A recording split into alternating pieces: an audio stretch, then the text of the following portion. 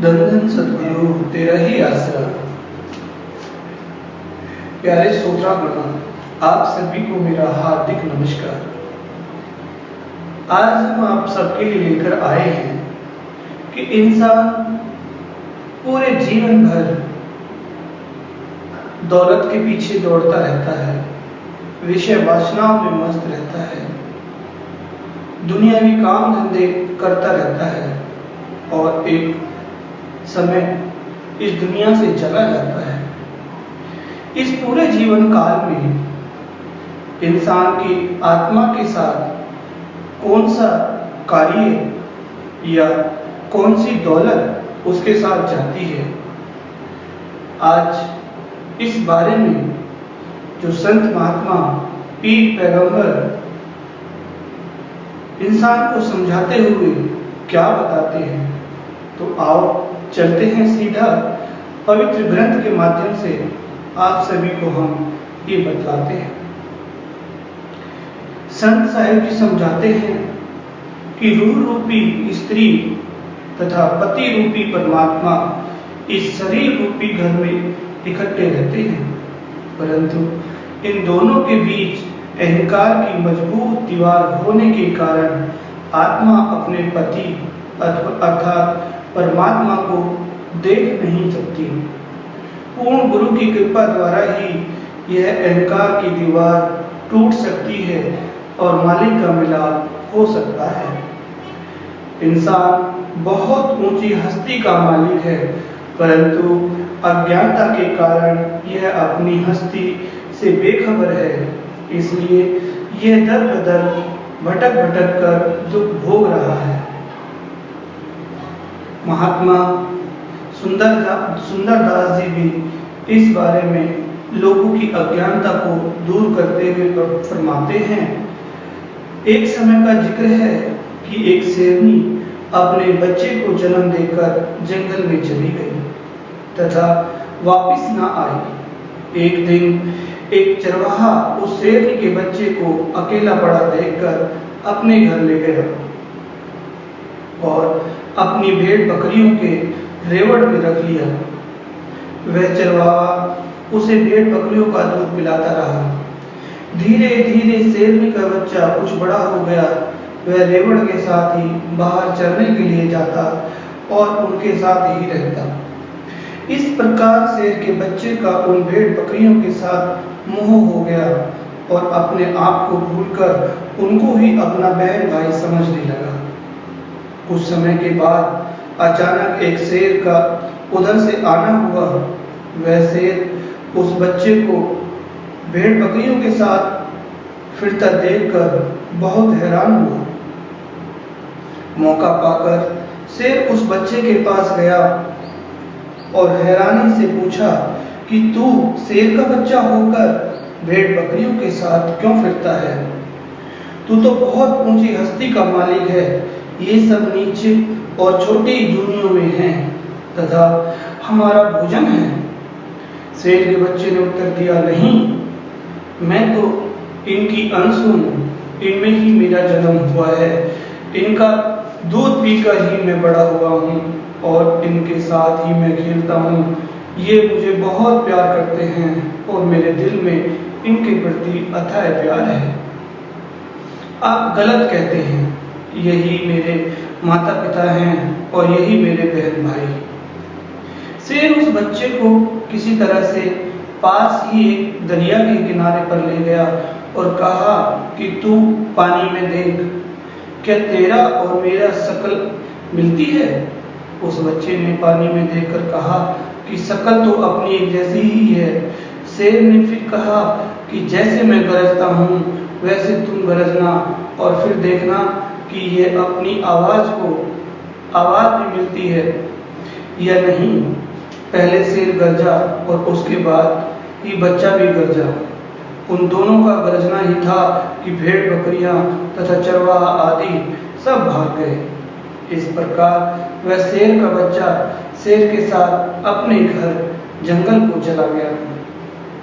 इस प्रकार आत्मा रूपी शेर का बच्चा मन रूपी चरवाहे तथा इंद्रियों रूपी भेड़ बकरियों के साथ अपनी असल जाति से बेखबर होकर फिर रहा है। जब कोई सद्गुरु रूपी शेर इस आत्मा रूपी शेर के बच्चे को अपनी गरज सुनाते हैं, यानी नाम शब्द की दौलत बख्शकर अपने निज स्वरूप से जानकारी करवाते हैं, तो मन रूपी चरवाहा और इंद्रिया रूपी भेड़ बकरियां आदि सब भाग जाती हैं और अपनी आत्मा अपने घर सचखंड अपने मालिक अर्थात निज स्वरूप में जा समाती हैं।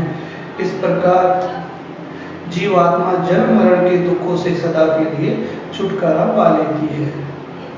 हम सब जीव माया के कारण ही अपने मालिक से अलग होकर जन्म मरण के चक्कर में पड़े बेअंत दुख उठा रहे हैं और दर दर भटक रहे हैं।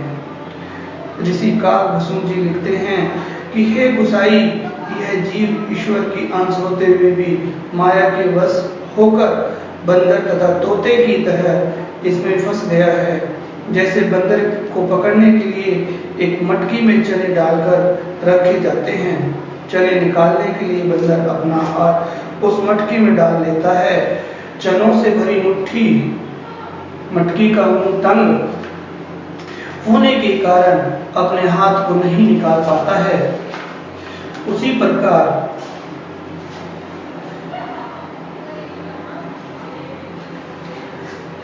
और बंदर चनों के लालच में अपनी मुट्ठी को नहीं खोलता, इस प्रकार वह पकड़ लिया जाता है।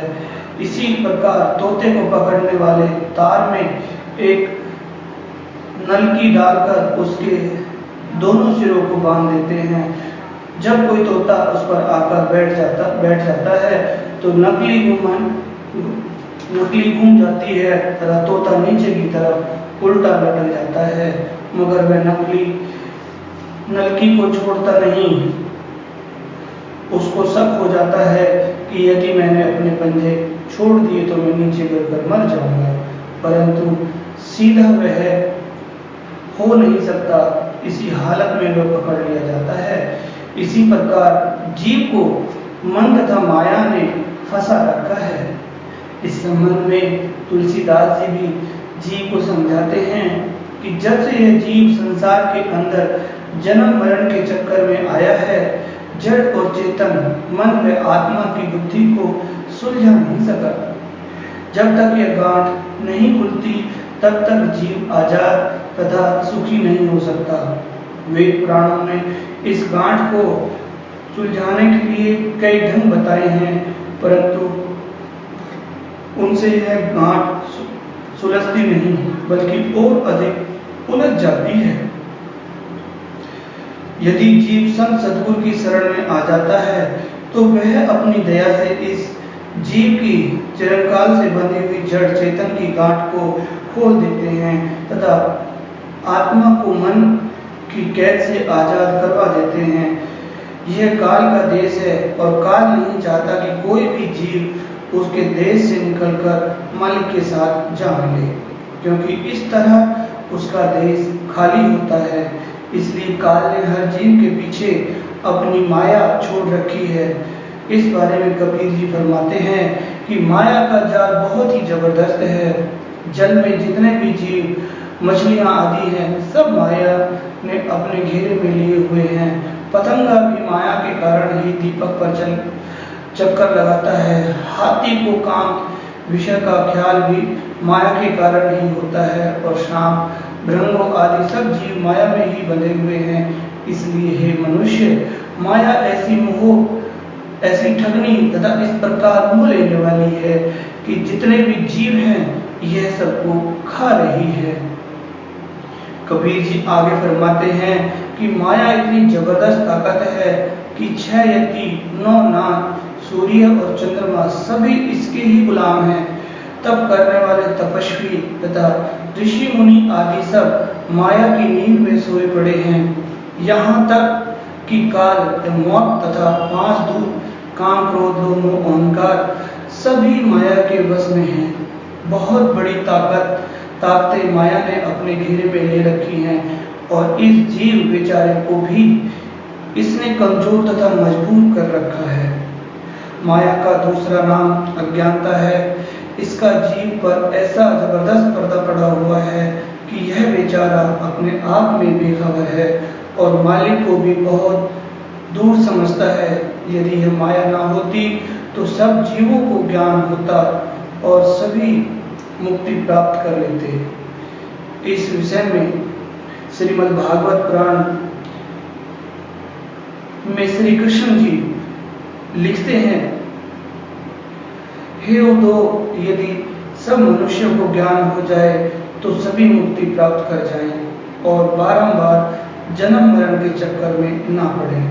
इसका कारण केवल माया है जो जीव को ज्ञान नहीं होने देती। मैं जब चाहूं अपनी इच्छा के अनुसार बहुरूप हो जाऊं, इसी को ही माया कहते हैं। जब मैं उस माया की ओर देखता हूं तो सर्वगुण स्वरूप धारण करके जगत में प्रकट हो जाता हूं। माया क्या होती है? माया का अभिप्राय भ्रम है, अर्थात जिसका असल रूप कोई ना हो, कोई भी हमें उसे फिर भी हम उसे महसूस करें या देखें। जो कुछ हम देख रहे हैं सब कुछ माया का ही रूप है, अथवा यह भी कहा जाता है कि जो वस्तु हमें मालिक से विमुख करे तथा परमात्मा की याद में रुकावट डाले, उसका नाम माया है। माया ने अपना जाल संसार में इतनी शुद्धता और मजबूती से बिछा रखा है कि इसमें से निकलना जीव के लिए बहुत ही मुश्किल है। माया केवल भ्रम, वहम, अज्ञानता तथा मूल का ही नाम है। ये सब माया के ही अंग हैं। वास्तव में इनका कोई स्वरूप नहीं है। जो वस्तु नजर न आए परंतु महसूस हो, उसे अज्ञान या भ्रम कहते हैं। माया के प्रभाव या अज्ञानता के कारण जीव अपनी असली स्वरूप से बेखबर है और अपनी ही छाया को देखकर डर रहा है। जैसे एक कुत्ता शीश महल में जा घुसा, जब वह जिधर देखता है उसे अपनी ही परछाई नजर आती है। वह अपनी परछाई को ही भौंकने लग जाता है। अज्ञानता और भ्रम से वह अपनी परछाई तथा अपने भौंकने की आवाज को एक अन्य कुत्ता समझता है। इसी प्रकार वह भौंक भौंक कर उस महल में ही अपनी जान गंवा देता है। इसी प्रकार एक बार एक आदमी घोड़े पर सवार हुआ जा रहा था। घोड़े की पीठ सूर्य की ओर थी। जब घोड़ा जो भी हरकत करता, अपनी परछाई में वह उसे प्रकार देखता। घोड़ा अपनी परछाई को देखकर डर गया और इसी भय के कारण वह अपने सवार को कभी किसी और तथा कभी किसी और ले भागा। सवार बहुत परेशान हुआ कि कारण क्या है, घोड़ा सीधे रास्ते पर क्यों नहीं चलता। किसी समझदार पुरुष ने उसे बताया कि घोड़े का मुंह सूर्य की तरफ कर दो, तब सीधा चलेगा। उसने उसी प्रकार ही किया, तब घोड़ा सीधा चलने लगा। इसी प्रकार हम भी माया रूपी छाया से डर रहे हैं।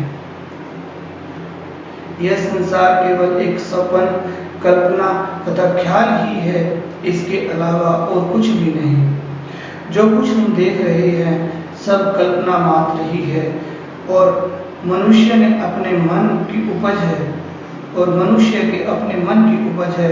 अपने ख्यालों द्वारा जीव फंसता है और अपने ख्यालों द्वारा ही छूट सकता है। माया ठीक उस अंधेरे की तरह है जो सूर्य के न होने के प्रतीत होता है तथा सूर्य का प्रकाश होने पर समाप्त हो जाता है।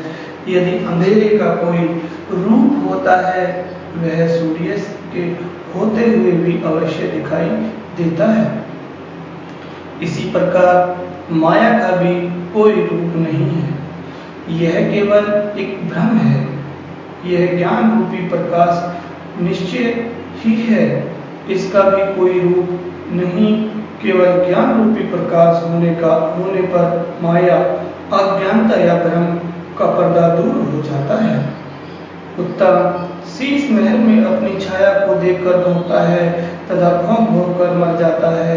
शेर कुएं में अपनी अपनी छाया को देखकर कूद पड़ता है तथा इस प्रकार अपनी जान गंवा बैठता है। हाथी चमकीले पत्थर से अपना ही रूप देखकर उसे टक्कर मार मार कर अपना माथा फोड़ लेता है। यह सब भ्रम के द्वारा ही होता है।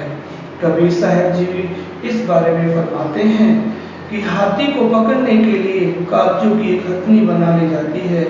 एक गहरा गड्ढा खोदकर उसके ऊपर हल्की सी छत बना ली जाती है और उस छत के ऊपर कागजों की बनी हथनी खड़ा कर दी जाती है। काम वासना में अंधा हुआ हाथी जब हथनी के पास आता है तो उसे उस गड्ढे में गिर जाता है। इस प्रकार उसे कई दिन भूखा प्यासा रखकर काबू में कर लिया जाता है। फिर उसे सारी उम्र अंकुशों की मार सहनी पड़ती है। इसी प्रकार किसी जीव को फंसाने के लिए काल ने माया रूपी हथनी बनाई हुई है। इसलिए हे जीव, माया तथा विषयों में मस्त होकर मालिक को मत भूल, वरना हाथी की तरह तुझे भी अंकुशों की मार सहनी पड़ेगी। हे पागल मन, तू समझ ले, विषय वासनाओं को त्याग कर मालिक के नाम रस में लीन हो। हे पागल मन, तू निर्भय होकर अकाल पुरुष के नाम का सिमरन कर और राम नाम के जहाज को ग्रहण कर। इसी प्रकार बंदर की लालच होने पर और तोते को भ्रम हो जाने पर वश में किया जाता है। लालच में फंसकर बंदर मदारी का गुलाम बनकर सारी उम्र दर बदर भटकता रहता है और भ्रम के कारण तोता उम्र भर के लिए पिंजरे का कैदी बन जाता है। माया का व्यवहार ही ऐसा है। इसका रंग कुसुम के रंग की भांति कच्चा, अस्थायी तथा आकर्षक है और सारे जगत में फैला हुआ है। माया वृक्ष की छाया के समान अस्थिर है। इसके जाल में ही हरि की सेवा के बिना मुक्त होना अति कठिन है। कबीर साहब जी आगे फिर समझाते हैं कि जिस प्रकार वृक्ष की एक छाया एक जगह से दूसरे एक जगह पर नहीं रहती यानी अस्थिर है, इसी प्रकार माया भी चलायमान है। प्राण निकल जाने के बाद भी कोई भी दुनियावी पदार्थ साथ नहीं जाता। यह सब यहीं पर ही पड़े रह जाते हैं। माया दो प्रकार की होती है। अज्ञानता तथा भ्रम के अतिरिक्त माया के दो और भी रूप हैं, एक जड़ माया और दूसरी चेतन माया। जड़ माया रुपए पैसे, सोने चांदी, जमीन जायदाद, महल हवेलियां आदि और संसार के सभी पदार्थ जिनका संबंध इस शरीर से है और मरते समय तथा मरने के बाद जीव के काम आते हैं, ये सब जड़ माया में शामिल है। परंतु इंसान इस भ्रम में रहता है कि ये सब पदार्थ जितने इकट्ठे कर लिए जाएं सब अपने और काम आने वाले हैं, इसलिए यह अपनी सारी उम्र इन पदार्थों को एकमात्र करने में ही गवा देता है। चेतन माया स्त्री पुत्र, बाल परिवार, बहन भाई, माता पिता, संबंधी रिश्तेदार आदि चेतन माया में शामिल हैं, जिन्हें यह जीव अपने सच्चे मित्र सहयोगियों में सच्चे हमदर्द समझता है। यह भी केवल भ्रम ही है। इसी भ्रम में रहता हुआ मनुष्य अति आवश्यक वस्तु आत्मा पर परमात्मा का कोई भी ख्याल नहीं करता और न ही ईश्वर भक्ति में कोई रुचि रखता है। क्या यूं कहिए कि मालिक की भक्ति में यदि कोई रुकावट है तो वह केवल माया ही है। माया चाहे जड़ हो या चेतन, एक प्रकार की जहर है जिसके प्रभाव से इंसान सत्य असत्य और अच्छे बुरे की कोई पहचान नहीं कर सकता तथा सत्य भगवान का नाम के आनंद से पूरा रह जाता है। कबीर साहब जी आगे फरमाते हैं कि माया के दुरुपयोग से नरकों में जाना पड़ता है और इसके सदुपयोग से मुक्ति का रास्ता मिलता है। माया का सदुपयोग किस तरह से किया जाए? साधु महात्मा मालिक के भक्तों व साथ संगत की सेवा अथवा किसी भूखे प्यासे या किसी गरीब लाचार व्यक्ति की सेवा में खर्च किए गए धन पदार्थ माया का सदुपयोग है। इस प्रकार परमार्थ के कार्यों में खर्च किए गए वे सब पदार्थ फलदायक होते हैं और आगे भी उनका फल कई गुना मिलता है। माया का दुरुपयोग माया को विषय विकारों, मांस मंदिरा और बुरे कार्यों में लगाना इसका दुरुपयोग है, जिस कारण जीव को नरकों में जाना पड़ता है और 84 लाख जूनियों में दर बदर भटकना पड़ता है। यह काल का देश है। काल ने माया की रूहों को इस शक्तिशाली माया के प्रभाव से ही कैद किया है, जिस कारण बेचारे जीव मालिक से दूर हो रहे हैं। मन व माया के इस जबरदस्त प्रभाव से केवल संत महात्मा और गुरुमुख जीव ही बचे हुए हैं। से सारे त्रिलोकी पर माया का प्रभाव छाया हुआ है। माया के सब जीव इसके पीछे मारे मारे फिरते हैं, परंतु संतों ने इसे अपने वश में किया हुआ है। इस झूठी माया से तो केवल संत महात्मा ही जानकार हैं, जो कि इसकी दुर्दशा करते हैं और इससे सख्त घृणा करते हैं, यानी इसमें कोई रुचि नहीं होती। परंतु काल के तीनों लोकों में इसे बहुत प्यार किया जाता है। सारी त्रिलोकी माया की बड़ी चाहवान है और इसमें ये खूब पसरी हुई है तथा जादू करने का काम करती है। परंतु संत महात्मा चौथे पद के मालिक हैं, वे इसके प्रभाव से बचे हुए हैं। कबीर साहब जी आगे इस बारे में फरमाते हैं कि माया को एक जालिम सर्पनी का नाम दिया गया है। इस माया रूपी सर्पनी से कोई भी बलवान नहीं है। यह ऐसी बलवान है जिसने ब्रह्मा सृष्टि के सृजनहार, विष्णु सृष्टि की पालना करने वाले तथा महेश सृष्टि का संहार करने वाले आदि देवताओं को भी अपने प्रभाव में छल लिया है। इस सर्पनी ने तीनों लोक डस लिए हैं, यानी तीनों लोकों पर इसका जहर फैला हुआ है। परंतु गुरु की कृपा से हमने इसे पहचान लिया है। हे भाई, जिसने सच नाम या मालिक को पहचान लिया है, उसी ने इस माया रूपी सर्पनी को अपने वश में किया है। माया रूपी सर्पनी से बढ़कर और कोई बलवान नहीं है। जब इस सर्पनी को जीत लिया तो धर्मराय की कोई पेश नहीं चलती, यानी फिर धर्मराय कुछ नहीं कर सकता। जब तक मन में बसी हुई है तब तक जीवात्मा इसके बंधन से मुक्त नहीं हो सकते और यह अलग अलग शरीरों में भटकती रहती है। कबीर जी कहते हैं कि हमें तो केवल गुरु की कृपा द्वारा ही इस सर्पनी के जाल से मुक्ति हुई है। काल ने माया का जाल इतनी खूबसूरती और इस विचित्र ढंग से बिछा रखा है कि जीव इसमें अपने आप ही आकर्षित हुआ चला जाता है। इस जाल में से मुक्त होने के लिए जीव जितने भी हाथ पांव मारता है, उतना ही इसमें और अधिक उलझता जाता है। मनुष्य माया के वश होकर सतो, रजो तथा तमो इन तीनों गुणों में के घेरे में ही रहता है और इन गुणों के वश होकर सब काम करता है। तीनों गुणों के अधीन होकर जीव जो भी कर्म करता है वह इसी अवश्य भुगतना पड़ता है। मनुष्य जूनी स्वतंत्र तथा खुद मुख्तियार है। इससे नीचे की शेष सभी जूनियां कर्मबद्ध तथा गुलाम हैं।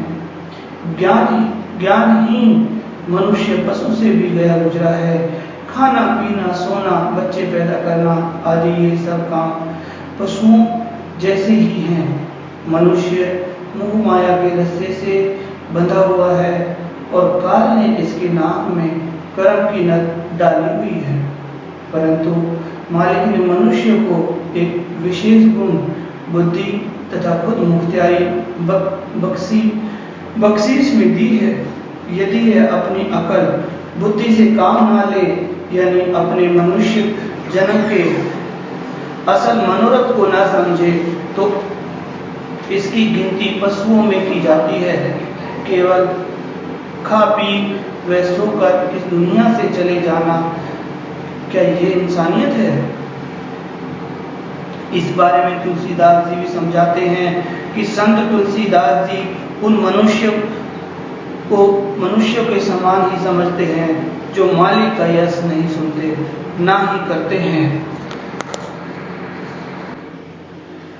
भगवान की बंदगी के बिना जीव अपना यह अनमोल मनुष्य जन्म व्यर्थ ही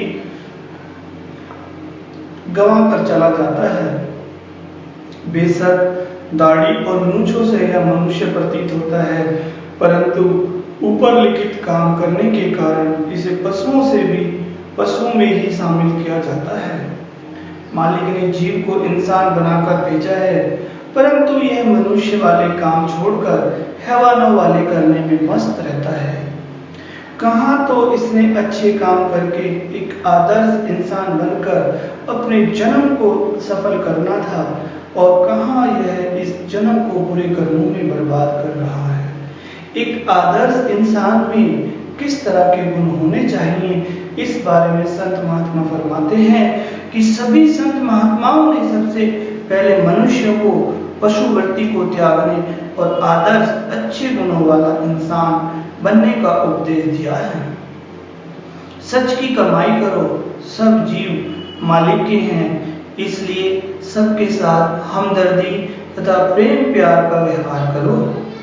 अपने जीवन तथा इस दुनिया में से खुद ही अहंकार, ईर्ष्या, द्वेष, बेईमानी, खुदगर्जी, दूसरों का हक मार के खाना आदि हराम खोरियों को दूर करके पाक पवित्र बनो, क्योंकि शुद्ध पवित्र शरीर में ही शुद्ध पवित्र आत्मा का विकास होता है।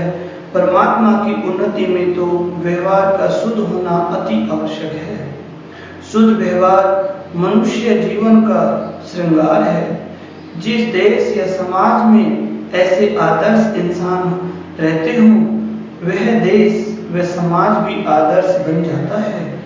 गीता के अध्याय में भी श्री कृष्ण जी महाराज अर्जुन को उपदेश करते हैं कि हे अर्जुन, क्षमा, धैर्य, ब्रह्म शुद्धि, त्याग, किसी को बुरा ना समझना, मान बढ़ाई कर त्याग करना आदि ये सब गुण एक अच्छे इंसान के ही हैं।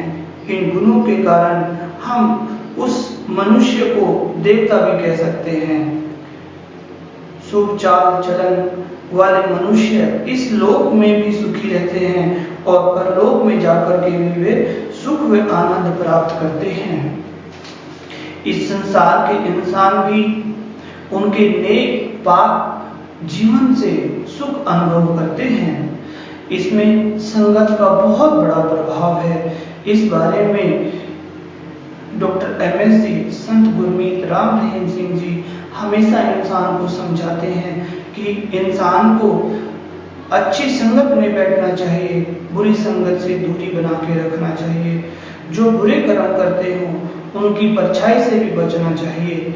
इस बारे में संत जी आगे समझाते हैं कि मनुष्य को सदैव सुख शांति प्राप्त करने के लिए अपना चाल चलन तथा व्यवहारिक जीवन साफ सुथरा रखना अति आवश्यक है।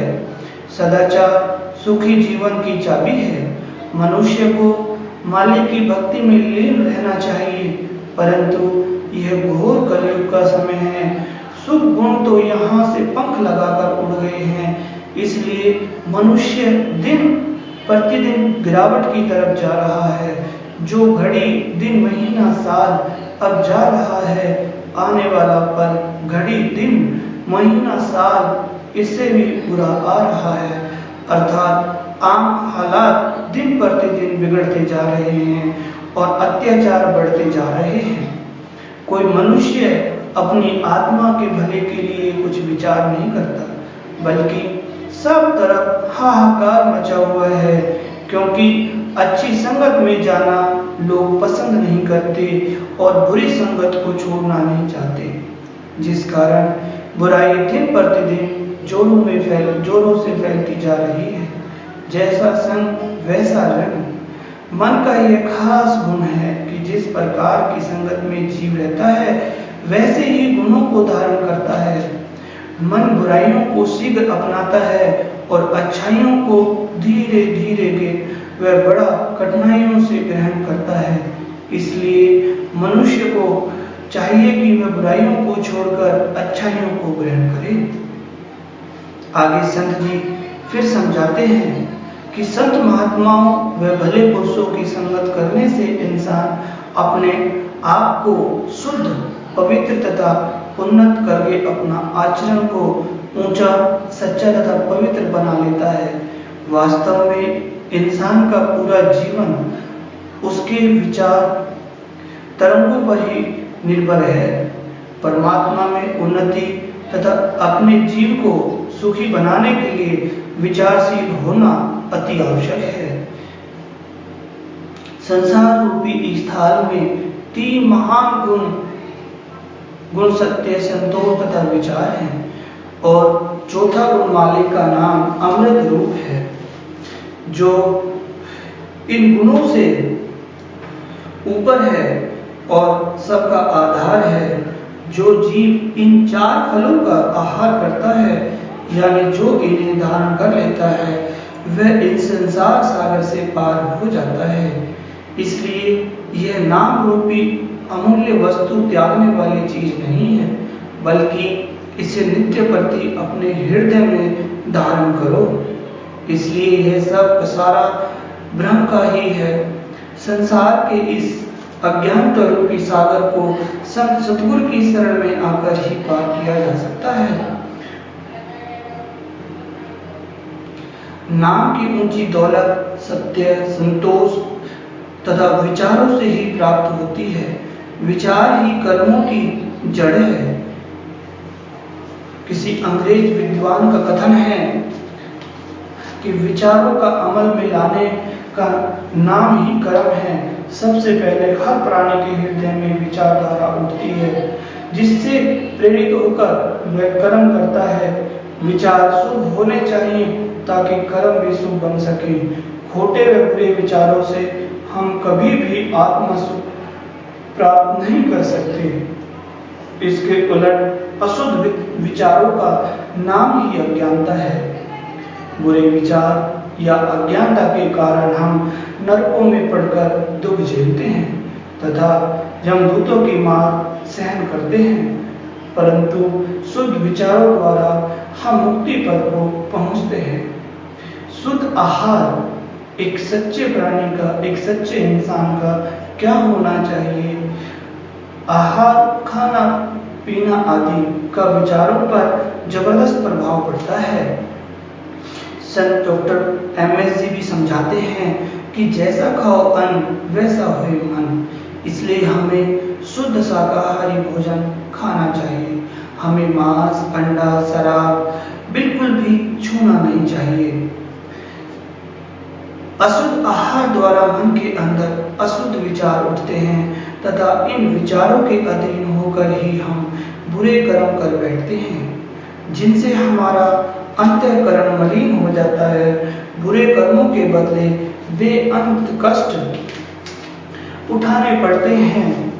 अंतःकरण की शुद्धि सतगुरु की कृपा द्वारा नाम की कमाई करने से ही होती है। जब हाथ, पांव व शरीर आदि मिट्टी से भर जाते हैं तो पानी से धोकर साफ कर लिए जाते हैं। मलमूत्र, गंध, मैल आदि से भरे कपड़ों को साबुन लगाकर साफ कर लिया जाता है, परंतु जब अंतःकरण बुरे विचारों से मलिन हो जाए तो वह केवल नाम की कमाई द्वारा ही पाप पवित्र किया जा सकता है। इस बारे में तुलसीदास जी को समझाते हैं कि जिस हृदय से सुमिति भली मति है, उस हृदय में बेशुमार दौलतों के भंडार हैं, और जहाँ कुमति बुरी मति है वहाँ बेशुमार विपत्तियां, दुख, मुसीबतों के ढेर जमा हो जाते हैं। यदि धन दौलत चली गई तो कुछ भी नहीं गया, समझ लो कुछ भी नहीं गया। यानी सब कुछ सही सलामत अपने पास है। यदि स्वास्थ्य बिगड़ गया तो समझ लो कुछ थोड़ा सा नुकसान हो गया।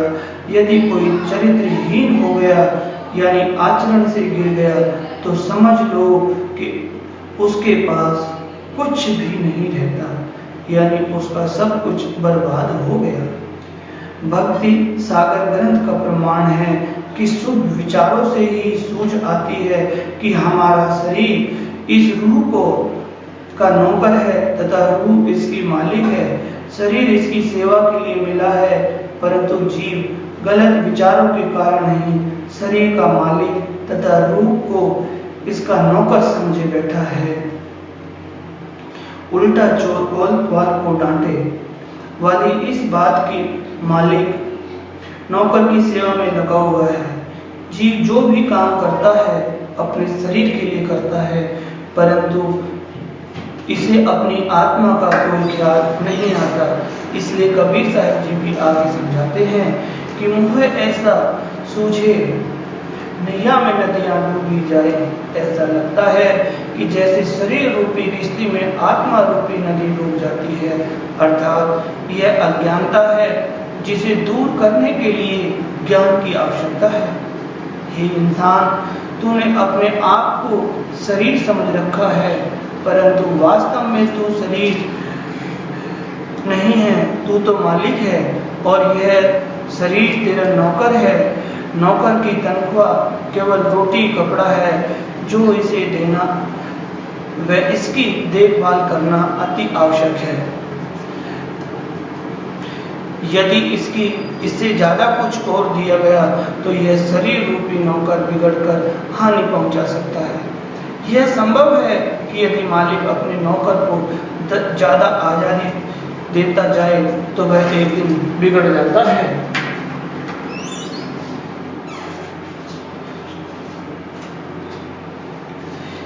इसी प्रकार शरीर रूपी नौकर जो ज्यादा छूट देने से यह अपने आत्मा रूपी मालिक के श्वासों रूपी धन को विषय विकारों और व्यर्थ के कार्यों में खर्च करके लग जाता है और एक दिन अपने मालिक का दिवाला निकालकर उसे कंगाल बना देता है। इसके फलस्वरूप आत्मा रूपी मालिक को नरकों में बेअंत दुख सहने पड़ते हैं और 84 लाख जुर्मों में दर बदर भटकना पड़ता है। इसलिए हे भले पुरुष, जिस मनुष्य जन्म के लिए तू बेअंत समय से तरस रहा था, वही कीमती जन्म अब तेरे हाथ में है। इसलिए तू ज्ञान दृष्टि द्वारा अपने अंदर देख, तू स्वयं ही ब्रह्म यानी खुदा है। संतोष। दूसरा ज्ञान रतन संतोष है, जो इस संसार में सुख का साधन तथा परमात्मा में एक सहायक अंग है। इसके प्रति संत महात्मा समझाते हैं कि जिसके पास रहने के लिए गुल्ली यानी मकान, खाने के लिए गुल्ली, पेट भर रोटी तथा पहनने के लिए जुल्ली, तन ढकने के लिए कपड़ा है, उसे कह दो कि वह खुश रहे तथा इतने पर ही संतोष करे, क्योंकि वह ना किसी का गुलाम है तथा ना किसी का मालिक। उसे गुजारे के लिए इतना कुछ ही काफी है। सब ऋषि मुनियों ने भी यही कहा है, संतोष परम धन है। अर्थात संतोष करना ही जीव का धर्म है। गुरु अर्जुन देव जी भी इस बारे में जीव को समझाते हैं कि सब कर्मों का सार सत्य, संतोष तथा दया का कमाना ही है। जीव को चाहिए कि वह अपने अहंकार को त्याग कर सबके चरणों की धूली बन जाए, परंतु यह अनमोल रतन उसी जीव को प्राप्त होता है जिस पर प्रभु आप दयावान होकर बख्शिश करता है। प्रत्येक जीव इस दौलत को प्राप्त नहीं कर सकता। इस घोर कलयुग में यह जीव संतोष का पल्ला छोड़ बैठा है। इसलिए क्या अमीर तथा क्या गरीब, सब प्राणी दुखी नजर आ रहे हैं। दुनियावी ऐशो आराम की वस्तुएं तथा जीव को मांगे व जरूरतें दिन प्रतिदिन बढ़ती जा रही हैं। इसलिए कोई भी जीव संतुष्ट नजर नहीं आता। गम व फिक्रों से सबके चेहरे पीले दर्द जर्द हुए पड़े हैं। किसी के माथे पर खुशी व नूर दिखाई नहीं देता। तृष्णा रूपी अग्नि हर जीव को जलाई जा रही है। किसी शायर ने दुनिया में बढ़ रही तृष्णा को इस तरह समझाया है, जो 1000 रुपया कमा लेता है वह लाख के लिए दौड़ धूप करता है, परंतु तृप्ति फिर भी नहीं होती। माया के पीछे मारा मारा फिरता है। अनेक प्रकार के विषय भोगों को भोगते हुए भी तृप्ति नहीं होती, बल्कि इनमें ही खप खप कर ही मर जाता है। बिना संतोष के कोई भी तृप्त नहीं हो सकता। यह सब मनोरथ या दुनियावी कार्य व्यवहार झूठे तथा सपने के समान हैं, जो बैठ चले जाते हैं। इनका इंसान के साथ जाने वाला केवल एक नाम का धनी ही है और उसके द्वारा किए गए नेकी व भलाई के कार्य हैं, जो अंत समय आत्मा के साथ जाते हैं। इस तरह की पाक पवित्र शिक्षा हमें डॉक्टर एमएस जी, संत डॉक्टर गुरमीत राम रहीम सिंह जी इंसान ने करोड़ों जीवों को, पूरी दुनिया को समझाते हुए बार बार एक ही उपदेश, एक ही शिक्षा दी है कि केवल अगर कोई कार्य इंसान के करने वाला है, वो केवल है इंसानियत के कार्य। किसी को दुखी तकलीफ में देखकर यथासंभव उसकी मदद करना, चाहे वो अपना तन का अहम पार्ट खून दान करके, आंखें दान करके या मरणोपरांत शरीर दान करके हम दूसरों की सेवा करें। यही हमें डॉक्टर एमएस जी ने सिखाया है। मैं आशा करता हूँ कि जो भी शिक्षाएं आपको हमने ग्रंथ के माध्यम से पढ़ करके बताई हैं, आप अपने जीवन में जरूर इसे अपनाएंगे।